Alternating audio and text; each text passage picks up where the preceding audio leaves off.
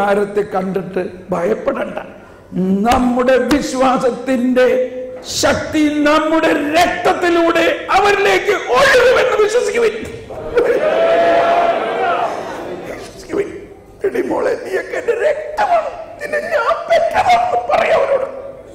At least നിങ്ങൾ വിശ്വസിക്കും, നീ എന്റെ ശരീരമാണ്, നീ എന്റെ രക്തമാണ്.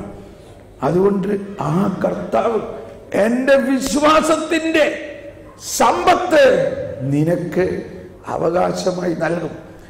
ഇവിടെയാണ് നമ്മൾ മറ്റുള്ള സമ്പത്തല്ല അവകാശം കൊടുക്കേണ്ടത്. ചിന്തിക്കുക, അത് കിട്ടിക്കോളും. അവർക്ക് കൊടുക്കേണ്ട സമ്പത്ത് വിശ്വാസമാണ് എന്ന് പറഞ്ഞ് എന്റെ മക്കൾക്ക് കൊടുക്കേണ്ട സമ്പത്ത് അബ്രാഹാം മക്കൾക്ക് കൊടുത്തത് വിശ്വാസമാണ്. അബ്രാഹത്തിന്റെ വിശ്വാസമാണ് നമ്മളാകുന്ന സന്തതികൾക്ക് ഇപ്പോൾ കിട്ടിയിരിക്കുന്നത്. നമ്മൾ നമ്മുടെ മക്കൾക്ക് ഇത് കൊടുത്താൽ മതി, ബാക്കിയുള്ളതൊക്കെ താനെ കിട്ടിക്കോളും. ആ ബോധ്യത്തോടെ നമ്മുടെ മക്കൾക്ക് വേണ്ടി ഒന്ന് പ്രാർത്ഥിക്കാം. എല്ലാവരും കരമൂർത്തി, യേശുവേ സ്തോത്രം, യേശുവേ നന്ദി, ഹല്ലേലൂയ, ഹല്ലേലൂയ.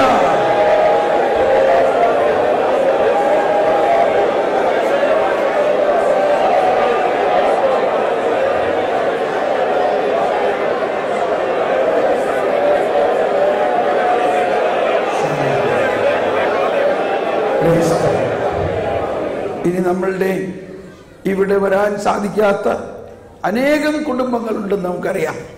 നമുക്ക് വ്യക്തിപരമായിട്ട് അനേകം കുടുംബങ്ങളിൽ വലിയ പ്രശ്നങ്ങൾ, കൊടുങ്കാറ്റ് ഉണ്ട്. നമുക്ക് അവർക്ക് വേണ്ടി എല്ലാം ഒന്ന് പ്രാർത്ഥിക്കാം. കർത്താവ് എല്ലാ കുടുംബങ്ങളിലേക്കും അങ്ങയുടെ പ്രസാദപരം അനുഗ്രഹം ഇപ്പോൾ ഒഴുകട്ടെ. ഞങ്ങൾക്ക് പരിചയമുള്ളവരല്ലാത്ത എല്ലാ കുടുംബങ്ങളിലേക്കും. ഹല്ലേലൂയ, ഹല്ലേലൂയ, ഓ ഹല്ലേലൂയ, ഹല്ലേലൂയ. യേശുവേ നന്ദി, യേശുവേ നന്ദി.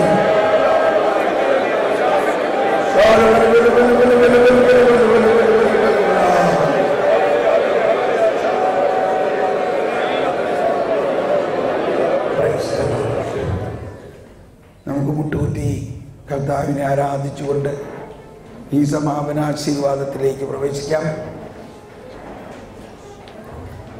നമ്മുടെ ഹൃദയം പൂർണ്ണമായിട്ട് കർത്താവിന് സമർപ്പിക്കുക.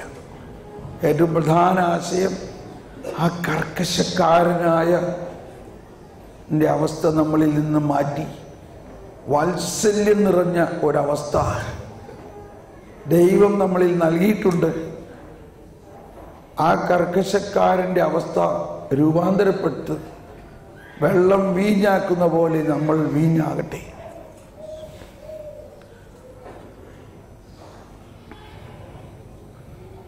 മൗനമായി ഒരു നിമിഷം ഈ 3 ദിവസത്തിൻ്റെ ധ്യാനത്തിലൂടെ ഞാൻ പറയും, നമ്മുടെ ജീവിതത്തിൽ ഇന്നേ വരെ നമുക്ക് ലഭിക്കാത്ത വലിയൊരു സമ്മാനമാണ് ഈശോ തന്നിരിക്കുന്നതെന്ന് മനസ്സിൽ കണ്ടുകൊണ്ട് തീർച്ചയായിട്ടും ഇതിൻ്റെ ഫലങ്ങൾ ഇനിയുള്ള ദിവസങ്ങളിൽ ഉണ്ടാകും എന്ന ബോധ്യത്തിൽ മൗനമായി കർത്താവിന് നന്ദി പറഞ്ഞുകൊണ്ട്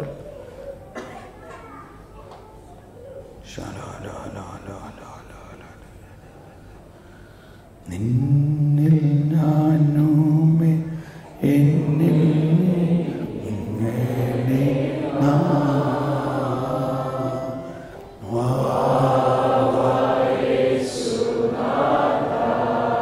അത് മാത്രം പാടുക.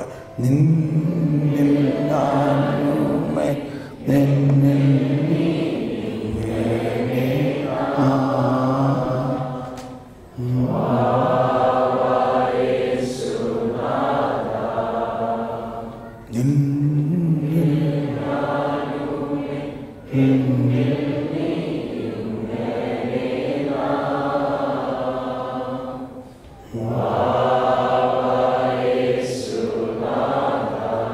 ഈശോ പറഞ്ഞു, ആ ദിവസം നിങ്ങളിതറിയും, ഞാൻ എൻ്റെ പിതാവിലും നിങ്ങൾ എന്നിലും ഞാൻ നിങ്ങളിലുമാണ്.